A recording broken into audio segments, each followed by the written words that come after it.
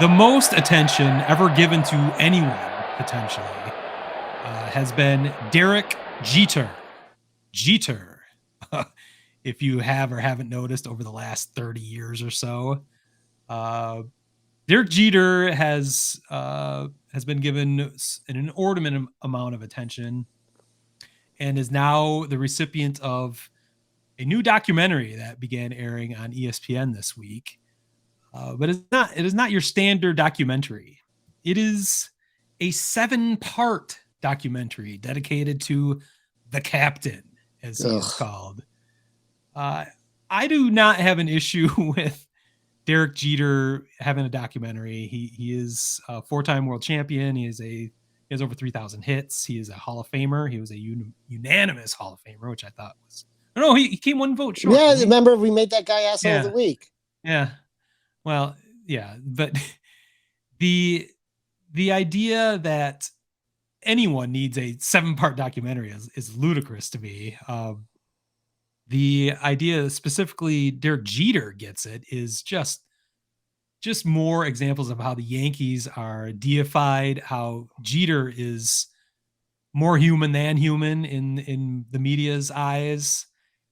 Yeah, just to go back to this, he is a remarkable player. He is definitely a Hall of Famer. I'm not doubting that, but the lengths that people go to deify him are ridiculous. He has a 70 career WAR. That is the same as Miguel Cabrera, whose career is not finished. It is less than Lou Whitaker, who I have gone on diatribes anytime Derek Jeter comes up, that Derek Jeter is not even as good as Lou Whitaker, who Lou Whitaker is not even in the fucking Hall of Fame because he played in Detroit. If he played in New York, there'd probably be a 7-part documentary about Lou Whitaker. It's just absurd. You could argue that Derek Jeter wasn't even the best shortstop of his generation. He actually has very similar numbers to Barry Larkin, who is, a Hall of Famer for sure, but they're not making 7-part documentaries about him. The thing I think of when you think about multi-part documentaries, especially to this level, it was the Jordan documentary back in 2020, which was actually perfectly timed as we were all stuck at home during the throes of the height of the COVID pandemic with nothing to do. That documentary was pushed up to air while we were all sitting at home, and it was a 10-part series, and it literally gave us something to do. And I am certainly no fan of Michael Jordan, being born and raised in Detroit, a Pistons fan. I loved it for the years that the Pistons were able to suppress Michael Jordan and the Bulls until he finally prevailed after years of being stepped on by us. I do recognize, however, he is the greatest basketball player to ever play. I do recognize that he deserves a ridiculous 10-part documentary, somebody like that, with an absolutely fascinating story with many, many chapters to his story. 2 different three-peats, punctuated by leaving basketball, maybe not even of his own volition, forced to go play for your Chicago White Sox. He potentially had his father killed over gambling debts, but maybe I've said too much. Many, many reasons that Michael Jordan deserves that kind of treatment, where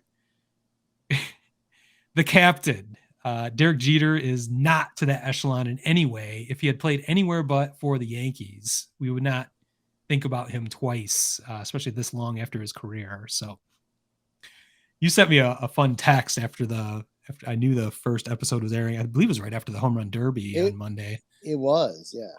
You caught the first 10 minutes, and that was 10 minutes too much. It was 10 minutes too much. I mean, give me a 10-part or give me a 7-part documentary of the 80s Mets with Darryl Strawberry doing cocaine off a hooker's ass or something. They did a documentary, but I think that was a total of 2 hours. Yeah, it was 2 hours. Derek Jeter's a fine dude. He has nothing interesting. To your point about the Jordan, there's so many different sub-stories within Jordan, and to the point that I agree, obviously, with you, but he is the greatest basketball player that I believe I will ever see play. And it was about the Bulls too, It was all the different turmoils within the Bulls and how he, how Scotty thought he was treated and all that stuff. So there's a lot of drama there. There's a lot of drama there. Like I said, after 10 minutes, I was like, I'm going to go watch this new series on Amazon with Chris Pratt as a Navy SEAL, and something we've never seen before, but it's more interesting. Yeah, exactly. It's more interesting. Well, you caught the first 10 minutes. Fortunately, if you change your mind, there's still 410 minutes left of this documentary that you can digest of Derek Jeter's life and career. You give me a 2-hour Dieter documentary. Dieter, it's Derek and Jeter. He's Dieter. If you give me 2 hours of a Jeter documentary, I probably sit down and watch it. It's probably good, like a 30 for 30 thing or whatever. It's fine.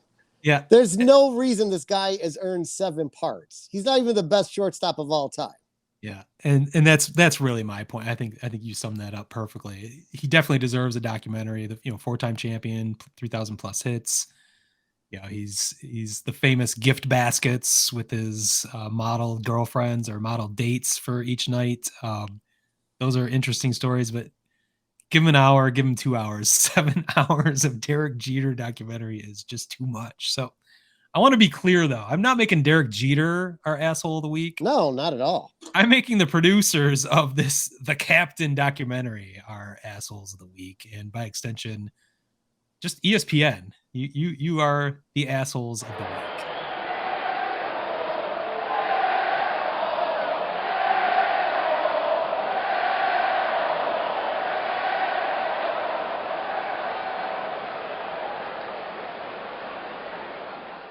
Word Hole Media.